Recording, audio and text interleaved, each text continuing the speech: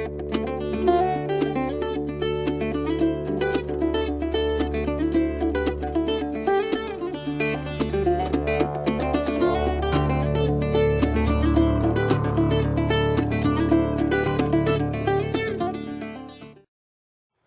we're going to go to twister back control. This is a great time to use it. I love to use it right here.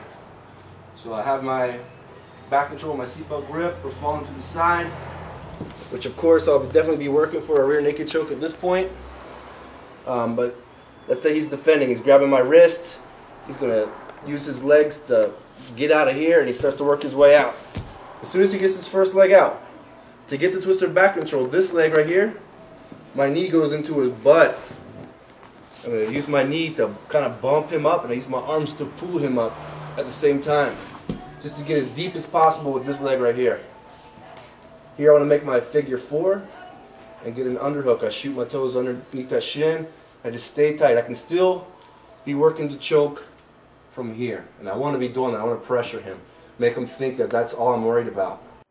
So I cup his armpit, pull out, face up, hug his leg, and let him go to his knees. As he does it, I go over his shoulder. I'm pulling it in tight. This hand comes around, grabs, I pull him in tight. I bring the leg over. And as I sit back, I shoot that knee deep through. Press the hips up into him and squeeze to finish it off. I want to talk a little bit more about crossing versus hiking him up and getting the lockdown. Alright?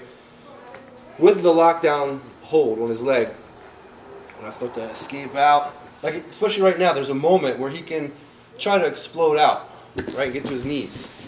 It's like this, right? Let me go back again. When I have my ankles crossed, it's up here, I push out, he goes to his knees right away. It's going to be hard to stop that sometimes if he's prepared, right?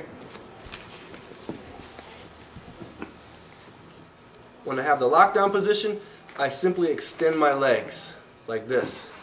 So here, here. When he starts to go, I extend and I hold the handle. That's going to give me time to get around. It slows him down. It gives me time to get around. It kind of locks him up here, and I keep him locked right. That's why I like to grab the armpit again, because then I can just hold onto the lat or even underhook the shoulder like this to keep him from going all the way. And now I can go right to this hold if I want to, loosen it up, let him go ahead and turn. He wants to turn, I'll let him turn now. I'm right in position. Foot's underneath, it's okay. Lock it up.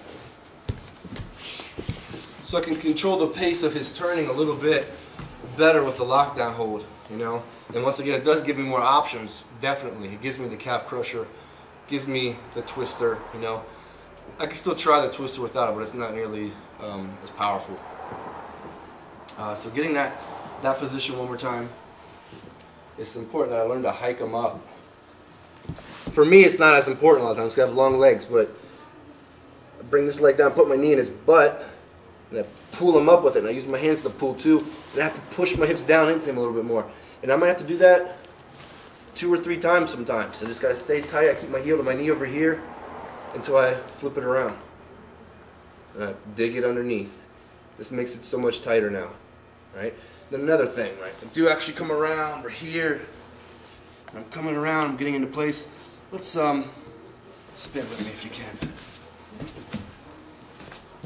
Okay, so I'm going to let him go to his knees. Right here, this hand, a lot of times I want to be ready too, just to make sure that he doesn't get that arm out. I'm blocking. And with this hand, if I can get this hook in the beginning, that's nice too, just to make sure he can't get that arm out of there. If I go right to here sometimes, he might get that arm pulled out. So I go right to here instead, like before. He can't get that arm out, gives me time to adjust. Then I grip at the end here, and then I put the pressure. So just as he's spinning around, think about him not getting this arm out by hooking it and controlling it, with my body, with my hand, with everything that I have, to make sure he can't get that arm out of there.